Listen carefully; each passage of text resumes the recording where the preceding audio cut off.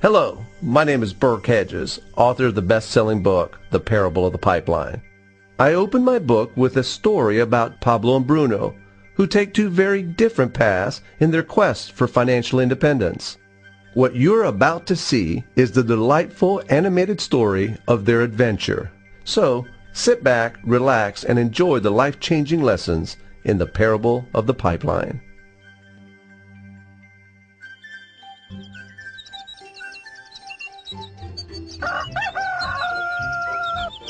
Far away, in a small village, near a beautiful valley, lived two friends, Pablo and Bruno. They were both young and dreamed of a better life for themselves. They'd often discuss their dreams about how they would become the most successful men in the village. They weren't afraid of hard work, and they searched for opportunities to help realize their goals and achieve their dreams. One day, an opportunity presented itself.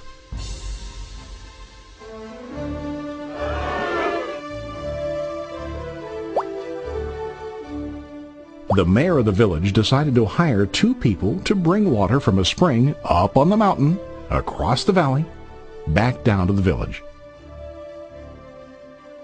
They were to be paid based on the amount of water delivered to the village. Bruno and Pablo enthusiastically got to work. Every day, from morning till evening, they carried buckets to and from the spring. They worked hard, carrying water to the village.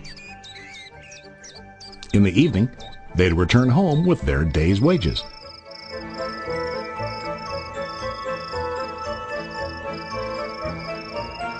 Bruno was satisfied with his work and the money he earned.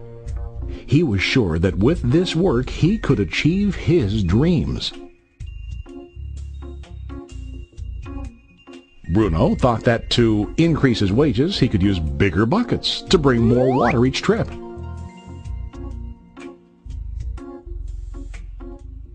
He believed with a larger income he would soon be able to buy a cow and the house that he dreamed about.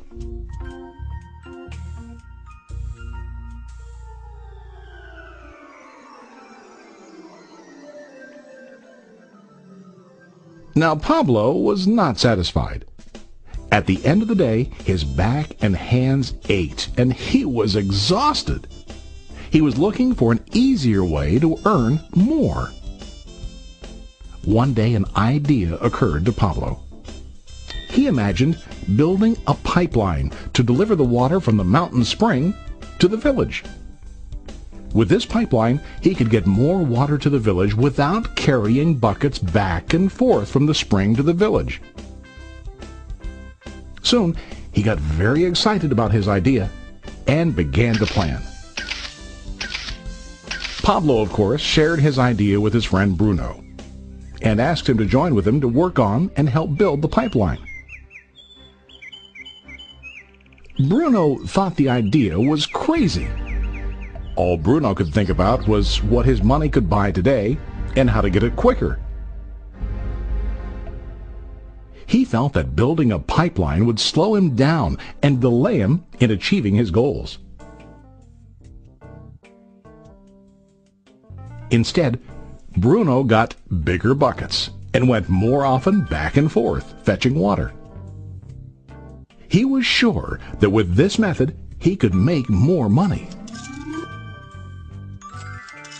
Pablo decided to build the pipeline on his own. He understood that it would not be easy to build, and it would take time to complete the pipeline. Pablo knew that it could take several years to finish, but he set his mind on his goal. Every day he worked and carried water like before. But on weekends and during his spare time, he worked hard to dig in the rocky soil and build his pipeline. In the first month, there was little to show for his work.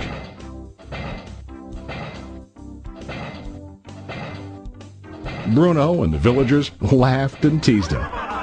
They called him Pablo the Pipeline Man. During this time, Bruno's income doubled. He already bought a cow and a bigger house. His lifestyle changed.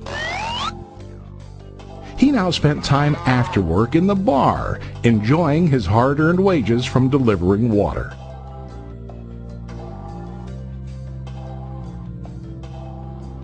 What Bruno didn't realize was that his body was starting to stoop from carrying the heavy buckets every day.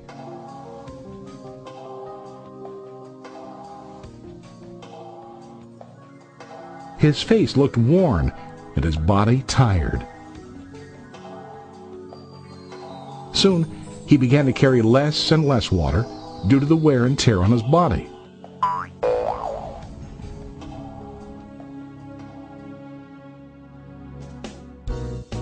Month after month, Pablo worked.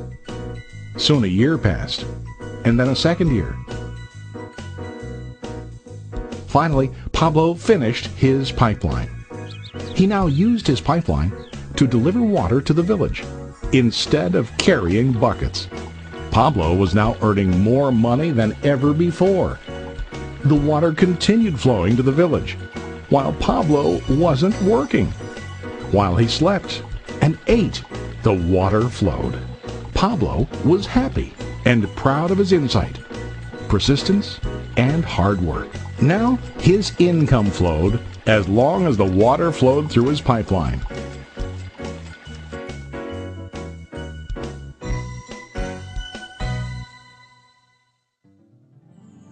The story of Bruno and Pablo is a reflection of life. Their jobs symbolize what most people do to earn money. Bruno gets his money using buckets. He goes back and forth, carrying his buckets from the spring to the village in exchange for money.